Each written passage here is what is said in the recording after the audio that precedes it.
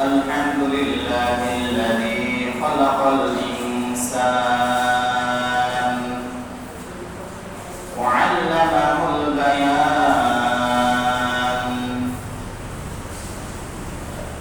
وفضل زمانا على زمان وإنسانا على إنسان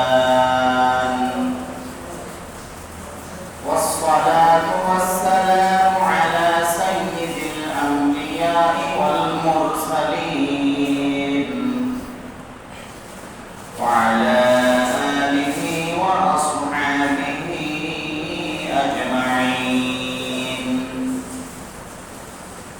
أما بعد فقد قال الله تبارك وتعالى في كلامه المجيد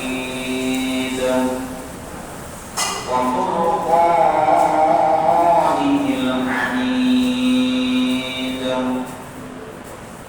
أعوذ بالله من الشيطان الرجيم. بسم الله الرحمن الرحيم. يا أيها الذين آمنوا اتقوا الله وكونوا مع الصادقين. صدق الله مولانا العظيم.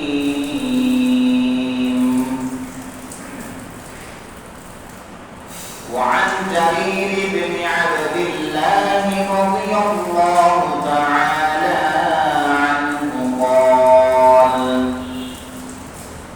بايعت رسول الله صلى الله عليه وسلم على إقام الصلاة وإيتاء الزكاة والنصح لكل مسلم، أو كما قال عليه الصلاة والسلام. اللهم صل على محمد وعلى آل محمد كما صليت على إبراهيم وعلى آل إبراهيم إنك حميد مجيد. اللهم بارك على محمد وعلى آل محمد كما باركت على إبراهيم وعلى آل إبراهيم إنك حميد مجيد. আলহামদুলিল্লাহ, সমস্ত প্রশংসা সেই মহান রব্বুল আলামিনের দরবারে যে আল্লাহ সুবহানাহু ওয়া তাআলা আমাদেরকে পবিত্র জুমার দিন, সপ্তাহের শ্রেষ্ঠ দিন, একটি ফজিলতপূর্ণ দিন আমাদেরকে আল্লাহ তাআলার মহান হুকুম পালন করার জন্য মসজিদে উপস্থিত করলেন। এজন্য আল্লাহ তাআলার দরবারে শুকরিয়া আদায় করি আলহামদুলিল্লাহ।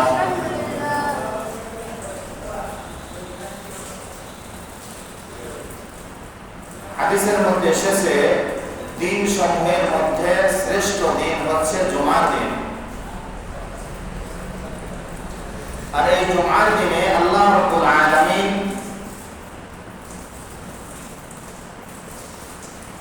বান্দার দোয়া কবুল করেন। হাদিসের মধ্যে এসেছে যে এমন একটি ক্ষণ, এমন একটি সময় আছে যে সময়ে আল্লাহ রাব্বুল আলামিন বান্দাদের দোয়া কবুল করেন। এজন্য আমাদেরকে জুমার দিনে দোয়ার প্রতি বেশি বেশি মনোনিবেশ করতে হবে।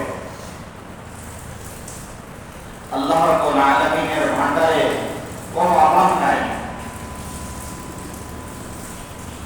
অভাব হলো আমাদের প্রার্থনা তার কাছে যাওয়া।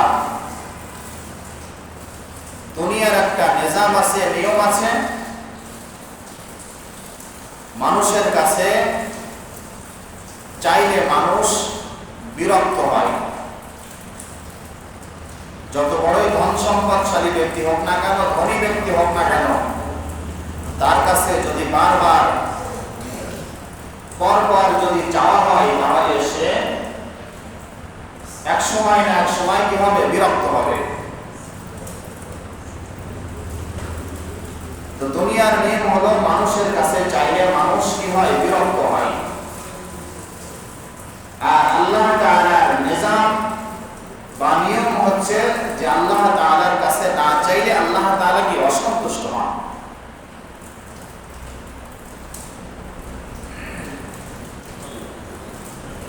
তো আল্লাহ রাব্বুল আলামিনের কাছে আমাদেরকে বেশি বেশি প্রার্থনা করতে হবে, চাইতে হবে।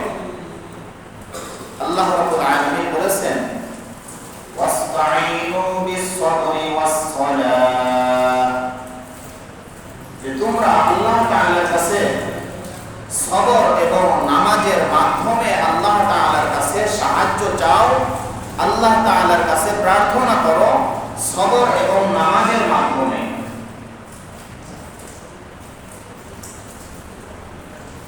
তো সবর ধৈর্য, আরবিতে বলে সবর, সবর অর্থ ধৈর্য। সবর ধৈর্য ধারণ করা তিন ধরনের হয়ে থাকে। তাফসীরের মধ্যে এসেছে যে সবর তথা ধৈর্য তিন ধরনের হয়ে থাকে। তো তার মধ্যে প্রথম নম্বর সবর হলো as-sabru ala at-ta'ah was-sabru 'anil ma'siyah was-sabru fil musibah। সবর ধৈর্য তিন প্রকার। তার মধ্যে প্রথম প্রকার ধৈর্য হলো আল্লাহ তাআলার আনুগত্যের উপর ধৈর্য ধারণ করা। আল্লাহ তাআলার ইবাদত করতে, আল্লাহ তাআলার হুকুম মানতে গিয়ে ধৈর্যের সাথে আল্লাহ তাআলার ইবাদত করা। আল্লাহ তাআলার হুকুম পালন করতে গিয়ে আমাদেরকে ধৈর্য ধারণ করতে হবে। তো প্রথম প্রকার ধৈর্য আল্লাহ তাআলার আনুগত্যের ক্ষেত্রে ধৈর্য ধারণ করা। এখানে যে আমরা নামাজ আদায় করতে এসেছি, এখানে একটা আমাদের সময় এখানে খরচ হচ্ছে, ব্যয় হচ্ছে। আল্লাহ তাআলার হুকুম পালন করতে গিয়ে কি করা? ধৈর্য ধারণ করা।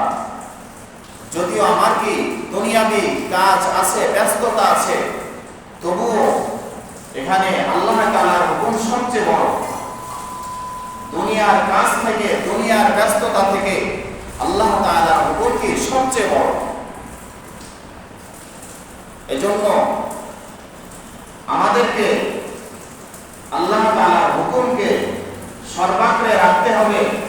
আল্লাহ তাআলার আনুগত্য, আল্লাহ তাআলার ইবাদতকে আমাদের সামনে রাখতে হবে। যদি সামনে রাখতে পারি, তাহলে আল্লাহ তাআলা আমাদেরকে কি করবেন? দুনিয়াবি বিভিন্ন ব্যস্ততা ঝামেলা থেকে আল্লাহ তাআলা কি রাখবেন? আমাদেরকে মুক্ত রাখবেন। এজন্য আমাদেরকে আল্লাহ তাআলার হুকুমের ব্যাপারে, আল্লাহ তাআলার ইবাদতের ব্যাপারে আমাদেরকে সবর করতে হবে, ধৈর্য ধারণ করতে হবে, সবরের সাথে ইবাদত করতে হবে। আমাদের নামাজ, আমাদের ইবাদত এমন হয়ে গিয়েছে যে আমরা মসজিদে আসি, কিন্তু আমাদের মনটা থাকে মসজিদের বাইরে। মসজিদে ঠিক আমরা কি নামাজ পড়তে আসি, কিন্তু আমাদের মন, আমাদের অন্তর থাকে কোথায়? বাজার ঘাটে, ব্যবসার দিকে, পরিবার পরিজন, বিভিন্ন চিন্তা ফিকিরে আমাদের মন কি থাকে? ব্যস্ত থাকে। এজন্য আল্লাহ রাব্বুল আলামিন বলছেন, তোমরা ইবাদত করো আমার স্মরণের জন্য, আমার হুকুম, আমার জিকির, আমার ইবাদতের জন্য তোমরা কি করো? আমার ইবাদত বন্দেগী করো। এজন্য আমাদেরকে ইবাদত করতে হবে কি? মনোযোগের সাথে, ধৈর্যের সাথে। সূরা মাউনের মধ্যে আল্লাহ তাআলা বলেছেন, ফাওয়াইলুল লিল মুসাল্লিন আল্লাযীনা হুম আন সালাতিহিম সাহুন। আল্লাহ তাআলা বলেন, ওই সমস্ত নামাজীদের জন্য দুর্ভোগ, যে সমস্ত নামাজীরা নামাজ পড়ে কিন্তু বেখবর থাকে, উদাসীন থাকে, তাদের জন্য বড়ই আফসোস, তাদের জন্য বড়ই দুর্ভোগ। আমরা নামাজ আদায় করি কিন্তু আমাদের মনোযোগ, আমাদের খেয়াল থাকে অন্যদিকে। নামাজে আমরা এদিক ওদিক কি করি? দেখি, তাকাই, উদাসীন থাকি। কিন্তু নামাজ আমাকে আদায় করতে হবে আল্লাহ তাআলার ধ্যানের মধ্যে থেকে। কেমন জানো? আল্লাহ তাআলা তিনি আমার সামনে উপস্থিত। আল্লাহ তাআলা তিনি কি? সবখানে উপস্থিত, সবখানে তিনি বিরাজমান। ওয়া হুয়া মা'আকুম আইনামা কুনতুম ওয়াল্লাহু বিমা তা'মালুনা বাসীর। আল্লাহ রাব্বুল আলামিন তোমাদের সাথে আছেন। আইনামা কুনতুম, তোমরা যেখানে অবস্থান করো না কেন আল্লাহ তাআলা তোমাদের সাথেই আছেন। ওয়া হুয়া আলীমুম বিযাতিস সুদূর, আর তিনি তোমাদের পক্ষে, তোমাদের অন্তরে যা কিছু লুকায়িত আছে তা সম্পর্কে তিনি সম্যক অবগত। আমাদের অন্তরে, আমাদের মনে যা কিছু লুকানো আছে, গোপন আছে, যা কিছু আমরা লুকিয়ে রেখেছি, গোপন রেখেছি, সব কিছুই আল্লাহ রাব্বুল আলামিন তিনি স্পষ্টভাবে জানেন এবং দেখেন। এজন্য আল্লাহ তাআলার দৃষ্টি থেকে, আল্লাহ তাআলার নজর থেকে কোনো কিছু লুকানোর, ফাঁকি দেওয়ার কোনো সুযোগ আমাদের নাই।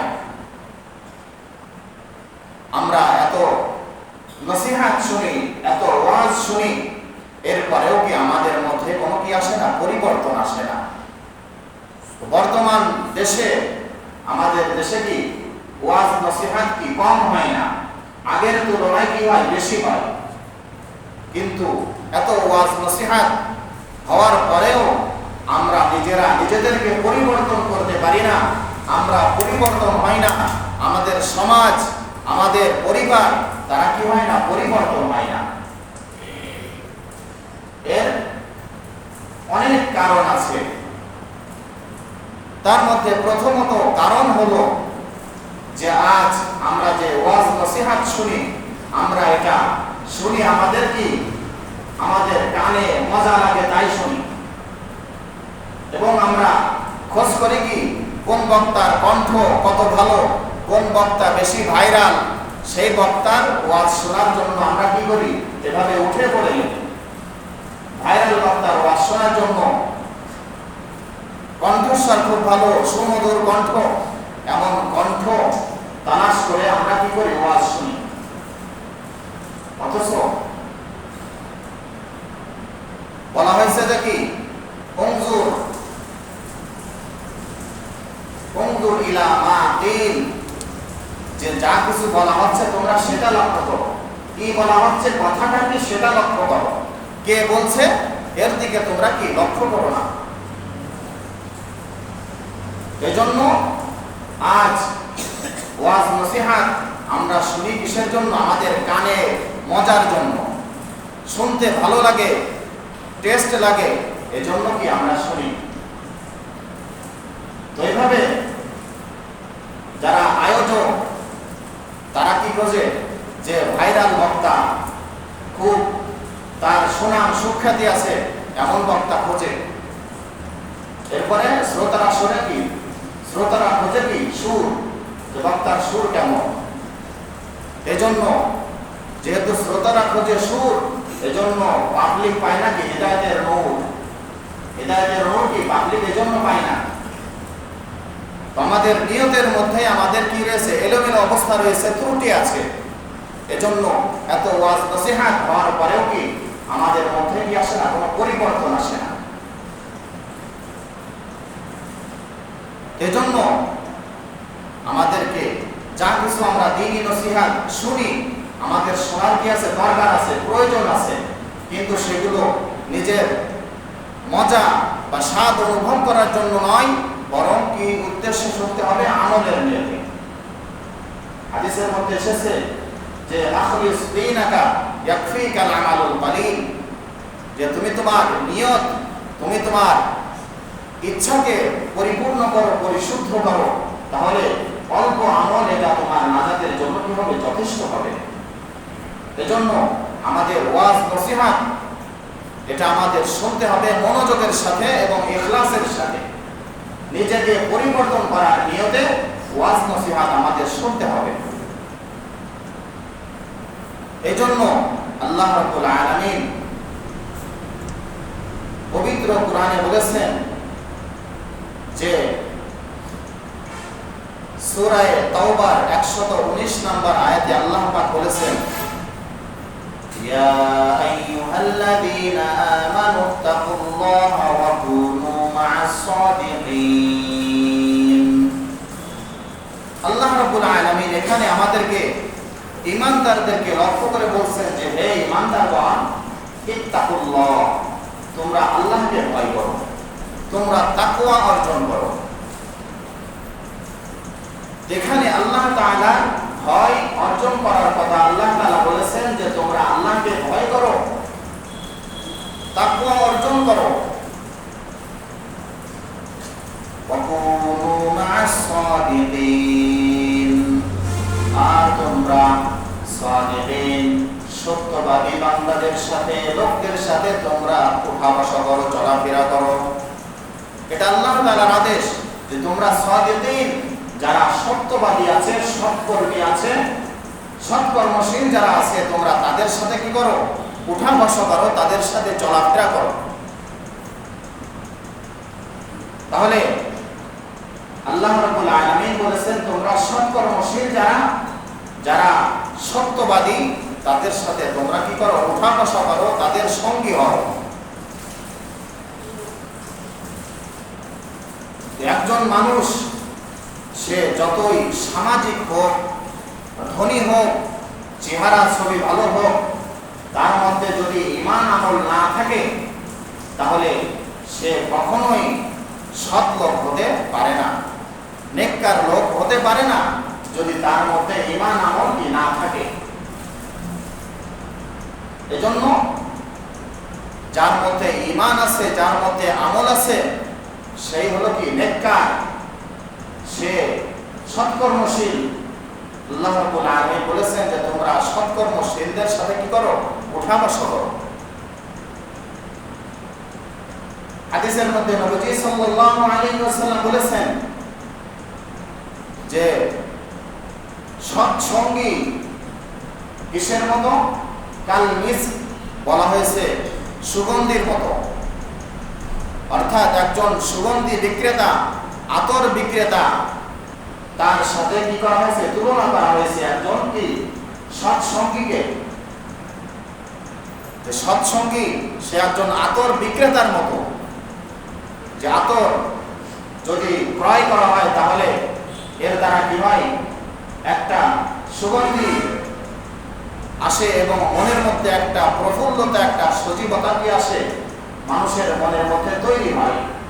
আতর বিক্রেতার থেকে আতর কেনার দ্বারা যদি নাও কিনতে পারে, তাহলে আতর দোকানের পাশ দিয়ে গেলেও কি আতরের একটা সুঘ্রাণ, সুগন্ধি আসে এবং মনের মধ্যে, ব্রেনের মধ্যে একটা কি সজীবতা তৈরি হয়।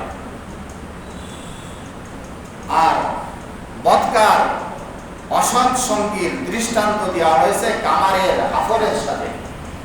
কামার যে লোহা পোড়ায়, যে হাফর টানে, হাওয়াতাল যেটা, এই হাওয়াতাল হাফরের সাথে তুলনা করা হয়েছে, অসৎ বন্ধুর তুলনা দেওয়া হয়েছে। যে কামারের দোকানের পাশ দিয়ে গেলে এভাবে আগুনের ফুলকি এসে তোমার কাপড় জ্বালিয়ে দিতে পারে, তোমার শরীরে পড়তে পারে, পুড়ে যেতে পারে, অথবা তুমি তো লোহা পোড়ানোর একটা যে দুর্গন্ধ, এই দুর্গন্ধ তো তুমি তার বাড়িতে গেলে পাবেই, অনুভব করবে। এজন্য আল্লাহ রাব্বুল আলামিন বলেছেন, তোমরা সৎকর্মশীল ভালো মানুষ যারা সাদিকিন সত্যবাদী, তোমরা তাদের কি হও? সঙ্গী হও, তাদের সাথে ওঠা বসা করো। সৎ মানুষের সাথে, নেককার মানুষের সাথে ওঠা বসা করলে সে কি হয়? নেককার হয়।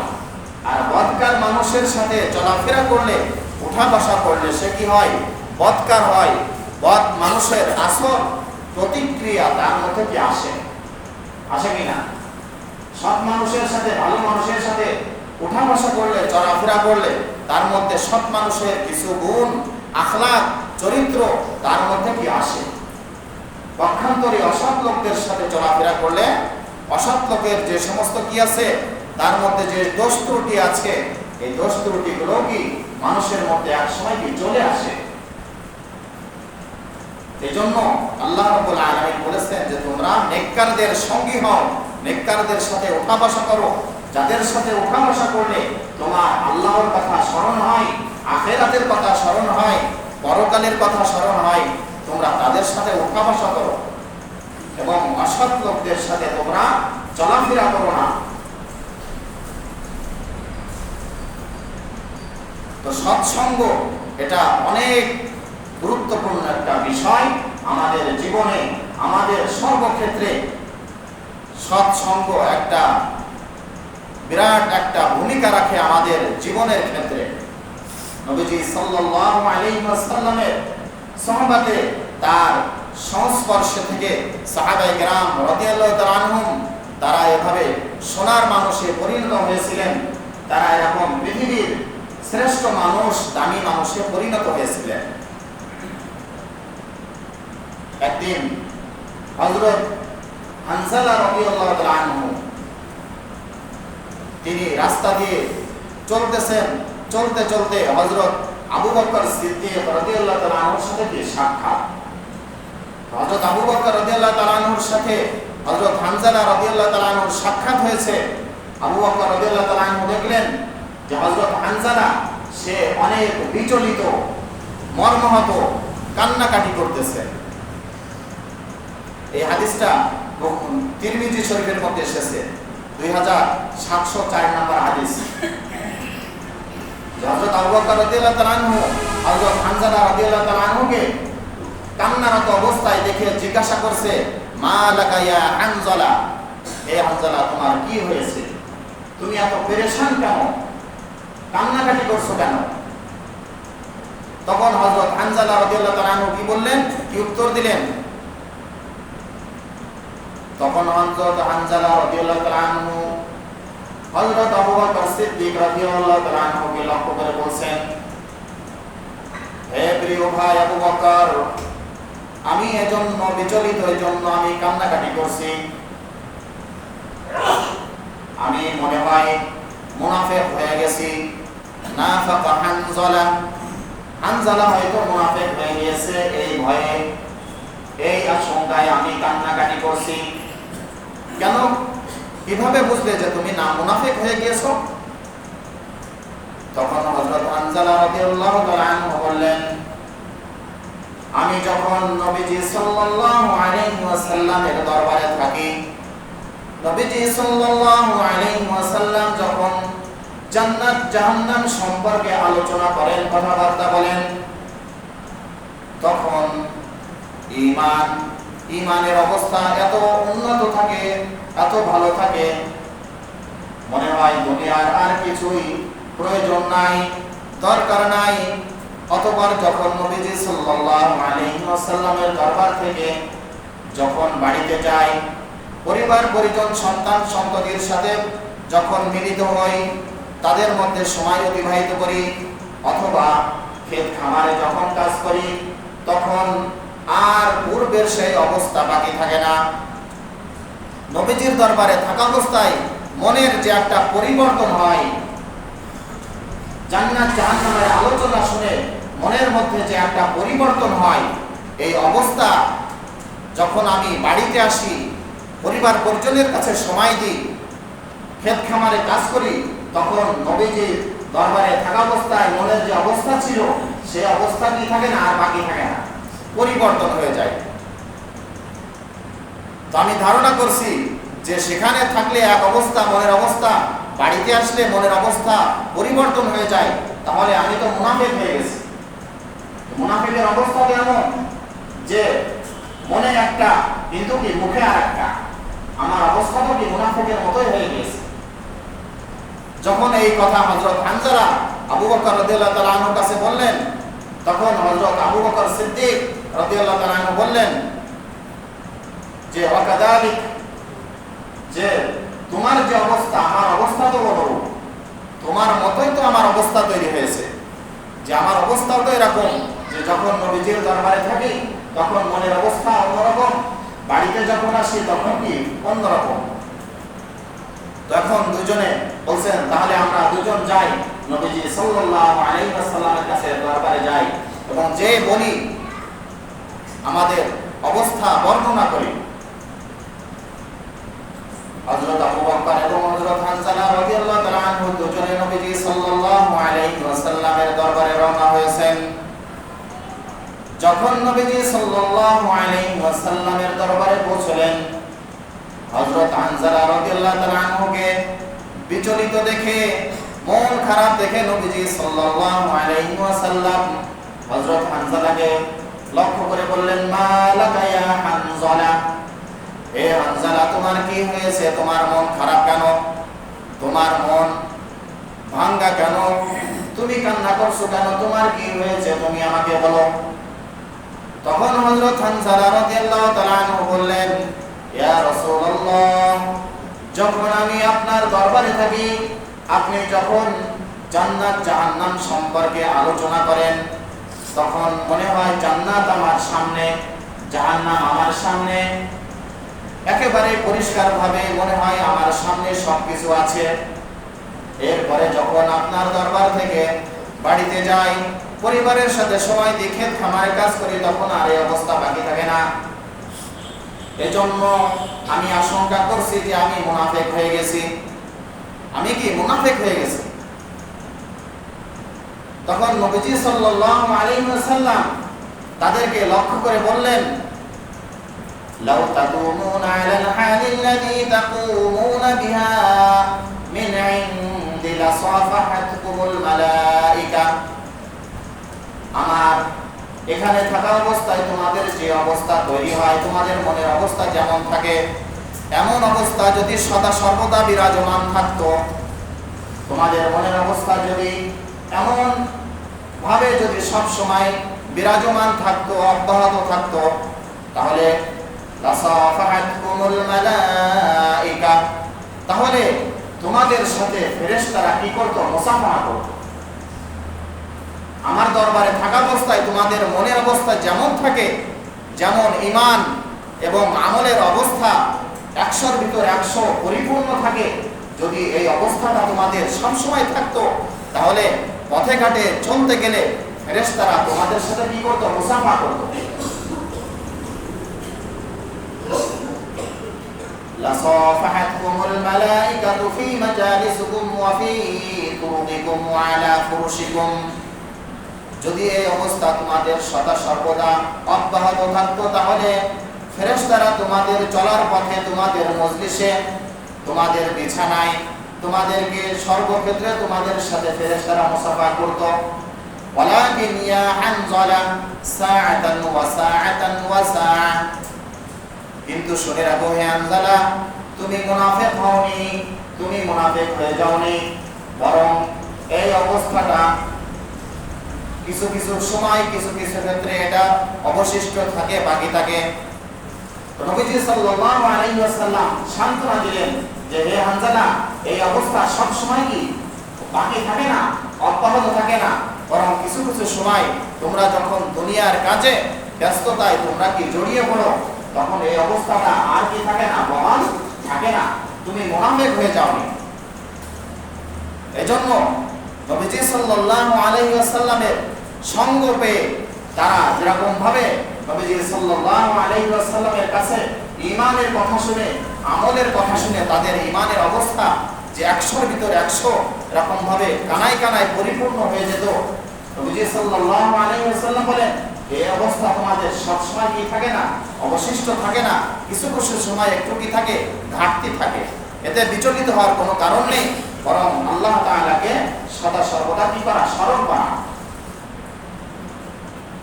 এই জন্য আল্লাহ রাব্বুল আলামিন বলেছেন যে তোমরা তাকওয়া অর্জন করো। ইন্নাল্লাহা মা'আল্লাযীনা তাকাও ওয়াল্লাযীনা হুম মুহসিনুন। যারা সৎকর্মশীল, যারা তাকওয়া অবলম্বন করে, আল্লাহ রাব্বুল আলামিন তাদের সাথে থাকেন, তাদের সঙ্গী হন। যারা সৎকর্মশীল, আল্লাহ রাব্বুল আলামিন তাদের সাথে থাকেন, তাদের সাহায্যকারী হিসেবে থাকেন। ومن يتق الله يكفر عنه سيئاته ويعظم له اجرا। আর যে ব্যক্তি আল্লাহ তাআলাকে ভয় করে, আল্লাহ রাব্বুল আলামিন তার গুনাহসমূহকে আল্লাহ তাআলা maaf করে দেন। ويعظم له اجرا, আল্লাহ তাআলা তার প্রতিদান, তার সওয়াবকে আল্লাহ তাআলা কি করেন, বাড়িয়ে দেন। এজন্য আমাদের তাকওয়া অর্জন করতে হবে জীবনের সর্বক্ষেত্রে। যে আমি যেখানেই থাকি না কেন আমাকে আল্লাহ দেখছেন। আমি গোপনে যে পাপ করি, গুনাহ করি, মানুষের চোখ হয়তো ফাঁকি দিই, মানুষের চোখ ফাঁকি দিয়ে আমি যে পাপ করি, গোপনে করি, এটা আল্লাহ তাআলা আমাকে স্পষ্টভাবে দেখেন। আমার যাবতীয় অবস্থা আল্লাহ তাআলা দেখতেছেন। এজন্য আল্লাহ তাআলাকে হাজির নাজির জেনে, আল্লাহ তাআলাকে সদা সর্বদা বিরাজমান জেনে আমাদেরকে কি করতে হবে, গুনাহ থেকে বাঁচতে হবে। গুনাহ থেকে বেঁচে আমাদেরকে আল্লাহ তাআলার হুকুম বেশি বেশি আমাদেরকে পালন করতে হবে। যাই হোক, আল্লাহ রাব্বুল আলামিন আমাদের সবাইকে ঈমান এবং আমলের সাথে আমরা যেন সদা সর্বদা ঈমানের অবস্থায় থাকতে পারি, তাকওয়া নিয়ে থাকতে পারি। গুনাহের ভয়, যে গুনাহ করলে আল্লাহ তাআলার শাস্তি অবধারিত, এমন ভয় যদি আমরা রাখতে পারি, অর্জন করতে পারি, তাহলে আমাদেরকে সার্বিক গুনাহ থেকে বেঁচে থাকা সম্ভব। আল্লাহ রাব্বুল আলামিন আমাদের সবাইকে সর্ব ধরনের পাপ থেকে, চোখের পাপ, হাতের পাপ, অঙ্গ প্রত্যঙ্গের পাপ, অন্তরের পাপ, বিভিন্ন পাপ থেকে আল্লাহ রাব্বুল আলামিন আমাদেরকে হেফাজত করুন, বেশি বেশি নেক আমল করার তৌফিক দান করুন। আমিন। ওয়া আখিরু দাওয়ানা আলহামদুলিল্লাহি রাব্বিল আলামিন।